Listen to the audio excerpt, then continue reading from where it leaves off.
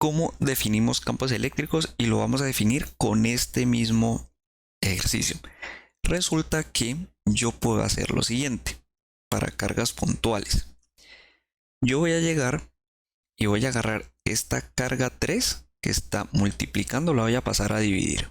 Entonces, como ella está dibujadita con azul, entonces aquí le voy a poner con azul. Entonces lo voy a poner acá a dividir. Vamos a ver qué produce, qué es ese algo que tanto la partícula 1 como la partícula 2 producen en el espacio. Ese algo se llama campo eléctrico, pero yo puedo definir el campo eléctrico en puntos particulares, porque como puedo definirlo en todo el espacio, dos-dimensional o tridimensional, entonces yo puedo escoger un punto en particular y decir cuál es el campo eléctrico en ese punto.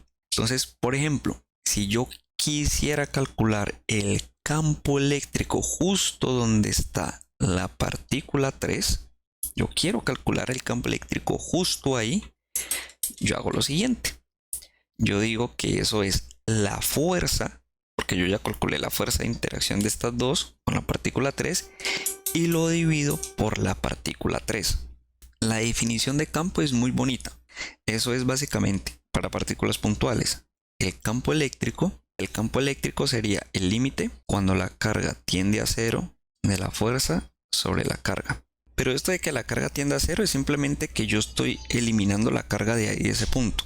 ¿Cómo hago para calcular el campo eléctrico? Según mi definición, cambiando esta configuración. Entonces yo lo que hago es, listo, mira que ya no aparece la partícula 3, porque ya lo he quitado. Es como si no estuviera ahí. Lo que pasa es que yo coloco esta definición porque ya nosotros hicimos el cálculo. Pero según esto que está aquí, pues entonces, ¿cómo sería el campo? Pues sería esta parte que aparece acá.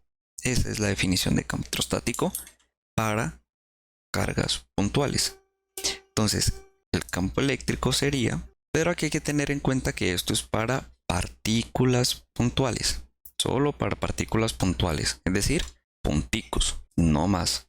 Definir otro tipo de sistemas, por ejemplo, una línea o un disco que tengan una cierta carga, o un cilindro o una esfera. Entonces, obviamente todos con una carga determinada, diferente a cero.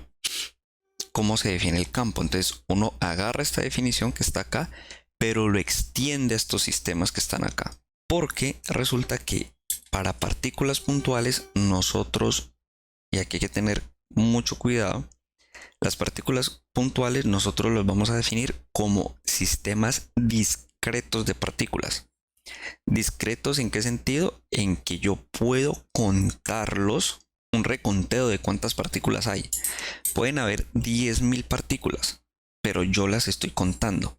Son 10.000 y tienen una determinada separación. O sea, no son 10.000 partículas una bien pegadita de otra. Eso hay que tenerlo claro.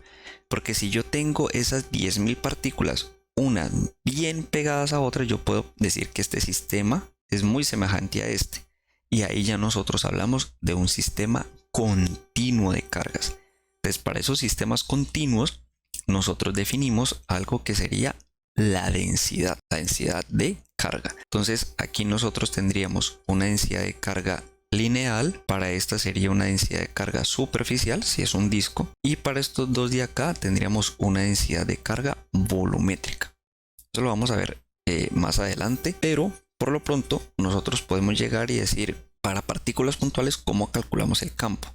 Aquí la regla va a cambiar un poquito y es la siguiente. Supongamos que nosotros no hemos calculado este vector fuerza, este de acá. Nosotros no lo conocemos y me dan este ejercicio que está aquí y me dicen calcular el campo eléctrico que producen las dos cargas Q1, Q2 en este punto de acá.